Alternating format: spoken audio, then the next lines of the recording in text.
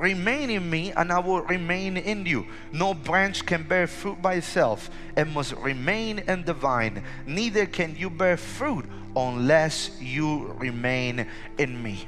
Say with me one more time, relationships. But I want to start by talking to you about the most important relationship that you can have in your life. Eventually, this relationship is the basis for any other relationship that you will have. Because I can tell you this, I have seen more young men and young women being taken out of the church because of the wrong relationship, more because of that reason than any other reason. I've seen young men that were on fire for God, allowing a Delilah to take him out of the church, and they have ended up like Samson, without eyes and blind. I have seen young girls that were serving God, doing the will of God, and they allow son Chico to just come and talk to them in their ear and take him out of the church. Psalms 23 says the following. David said, "The Lord is my shepherd, I will not want." That verse reflects that David had a relationship with God in two ways. Number one, it was a personal relationship, and it was a relationship in the now. You have to know God as your personal God.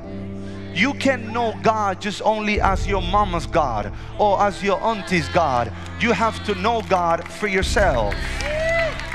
You have to know God for yourself. You have to have yourself an experience with God for yourself. And number two, you need to have a relationship with God in the now. Oh, Pastor, I used to pray 5 years ago when I was really on fire.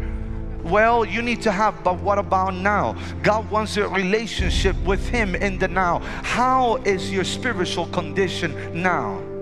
How are you doing spiritually now? So God is calling us to have a relationship. Number one, say personal. And number two, say in the now. So now this is what's important about this. John 15:2, it begins to speak. Jesus begins to speak about the relationship, and it says the following. The Father is going to cut off every branch in me that bears no fruit. While every branch that does bear fruit, He's going to prune it so that it will be even more fruitful. Understand this now. Some of you are saying, well, Pastor, I came because I want you to tell me how to build a relationship with my boyfriend. I came because I want you to tell me how to have a relationship with the person that I like. Pastor, I came so you could pray for me and I could really find the right person. Or I came because I want you to show me. See, I will tell you about all of those things, but listen to this. No relationship will ever work if your relationship with God is not working. The relationship with your wife is not going to work. The relationship with a boyfriend is not going to work. The relationship with your fiance is not going to work. The relationship with your parents is not going to work. The relationship with your mentor is not going to work if your relationship with God is not right. As a matter of fact, the way you deal with the rest of the people and the way that the rest of your relationships are going for you is a sign, is a photograph of your relationship with God. You know why some people can't even stand you? Because you have no relationship with God. But have you seen someone who's always praying and always worshiping, and they have kind of like a magnet that they attract people to Him? You know what that is? That is because they have a relationship with God. And when you have a relationship with God, then your relationship with people will work. There is no way that God, your relationship with those of you, how many married folks do I have here? Let me see your hands.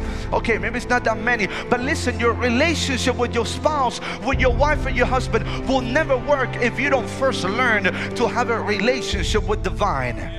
If you don't learn to be in connection with Jesus first, your relationship with your spouse is not going to work. Well, Pastor, I'm 22. I think I'm ready. I like somebody. I want to build a relationship. I want to get to know that person. How can you get to know somebody else if you don't know God first? Oh, Pastor, is that I have feelings for her. Well, before you even get to know somebody else, do you truly know the God that you serve?